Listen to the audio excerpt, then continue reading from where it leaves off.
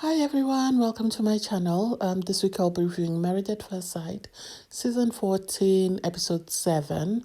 In this episode, we have Pastor Carl coming to meet up with the families. I'm sorry, I normally try to give positive reviews and not say anything negative, that's personal.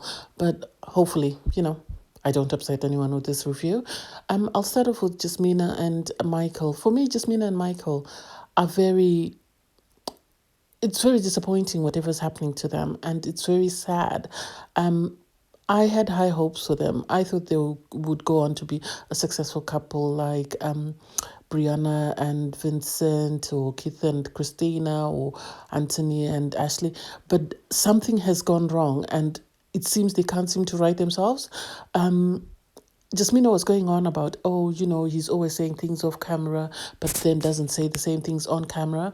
And it's like, you would expect her with her phone to record him, like what happened in season 6, where the partner ended up recording because he said no one would ever believe what his wife was doing. So for me, I think the problem is Michael, I think, is a bit closed off at times, in the sense that he is not always vocal. Whatever's going on with him, he tends to internalize it.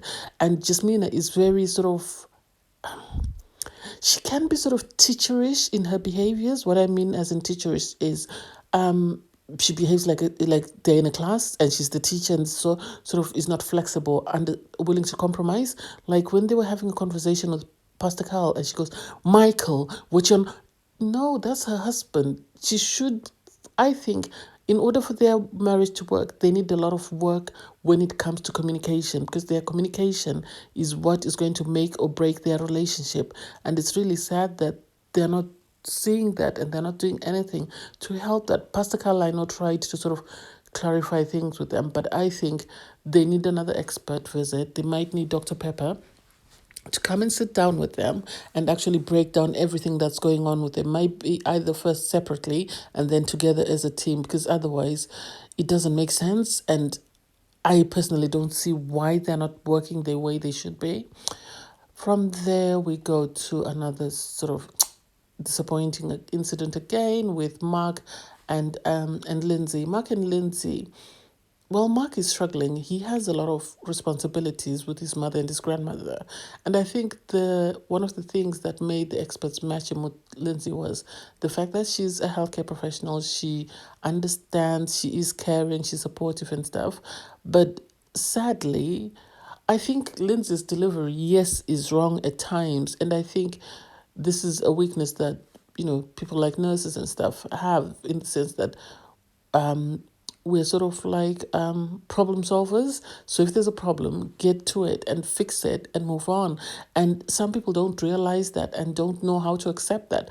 And so I think Lindsay sees the problem and is trying to come up with ways of resolving the problem. But because Mark doesn't understand what Lindsay's doing, this is why they're clashing. And I think they're another team that needs work as well.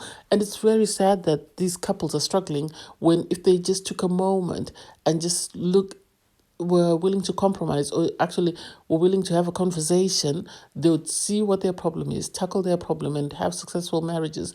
So I'm very disappointed with this week with Mark and Lindsay and Jasmina and Michael. Pastor Carl did try and speak to them, but I don't know if it reached home. He did try, but I don't know if it helped at all.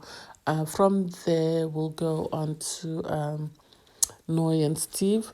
Noy and Steve, for me, I think Steve is someone who's a free spirit, who likes to do his own thing.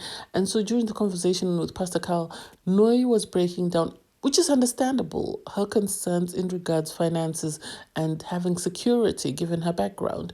And I think for Steve, maybe because he didn't grow up with the way Noy did, he doesn't quite understand. He had the opportunity, to be more flexible and to be sort of more independent in whatever he does. But I think he really needs to sit down, because you're saying, I don't know, if I could take on a full-time job and also be able to still be, creative and stuff. And it's like, maybe not a full-time job, but have some sort of stable income, in the sense that work a couple of days a week, and then the other days you can do whatever you want. You can be creative and bring in income, because he was saying he's got other streams of income, which is what I said before, that he can't be going on these long ass holidays without income. He must have money, or he must have a way of making money, which he has said he has. And I think this is their main problem in regards to the money issue. I know Noi did say that she wants 3 children, and I think they were sort of going back and forth in regards to 3 children. And I don't know, everybody always has a number of children they want, until you start having children and you realize, the strain it puts not only on your body, but, in you providing for your child. So I don't know. We'll see how they go. It seems there's going to be an issue next week. I was really hoping that they would work, and but then not all marriages are not always smooth sailing. Even those that are successful marriage at first sight, they do have issues. Some of them don't, they sort of deal with it in private, but most of them have issues. From there, we'll move on to Olajuwon and Katina. For me, Olajuwon and Katina, I think somehow they understand each other, even if the rest of the world doesn't understand them. I think they understand each other. The issue of cooking is not a big issue, because Christina and Keith had that issue where Keith always wanted Christina to cook. But then the thing is, he would also do other things. But then the way it was being said that Olajuwon wants her to cook, it made it seem like he didn't want to participate at all. But it seems he says he makes breakfast. So if he's making breakfast, then she can make supper or something like that. But then I think they also have an issue with communication. And I know, because of Married at First Sight, because they say it's an experiment, the experts don't want to be in the day-to-day lives of these people and sort of correcting everything. They want these people to try and sort of correct any issues that arise themselves. Unless there's an issue that needs help, then they sort of step in. But Katina wasn't as forthcoming. I think she should have broken down every single thing that happened, and Pastor Carl would have addressed it, because Pastor Carl is good at looking at things, dissecting them, and coming up with a plan. He just doesn't listen to you and move on. He has to resolve the problems, because as he's posted on his Instagram, his job is to help people build successful marriages and help save people that are struggling in their marriages to come up with a better plan. So I don't know. We'll see how that goes next week. And then I really have to say well done to Chris. I really have to say well done to Chris, because Chris had a meeting with his friend. I think it was important that he speak to his friend, and his friend told him the truth, because he said, my friend will always tell me the truth. Alicia had a meeting with her mum, and today she didn't bring up the other concerns she's been bringing up. Instead, she said that her concern was that Chris had posted that defund the police, and it's just like, girl, please. You have an excuse for every single thing. If it's not what his friend said, it's what you heard. If it's not what you heard, you felt he's disrespectful. And I really, really applaud Chris for choosing himself. He chose himself, and he told Pastor Carl, I want a divorce, because you can only take so much before you say enough is enough. So I'm really happy for him. He's happy he says he's looking forward to whoever he meets, and he hopes that relationship will be successful. And for me, I really hope his next relationship is successful. He's had to endure a lot. He's shown that he's a patient man. What made me laugh, I sort of laughed out loud, was when Alicia was crying that, oh, I really wanted to work on, and it's like, you've treated this man like crap all this time. You just say you wanted to be the one who told him, I want a divorce.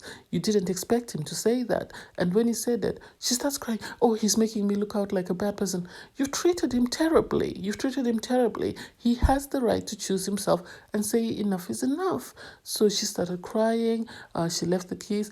I think she wanted to stay in the apartment for some reason. I don't know what reason she wants to stay in the apartment. She gave excuses. Oh, I'm allergic to dogs. Chris has a dog. So she never said that to him. I don't remember it being said up until today. So I don't know. Anyway, so it's only 4 couples left.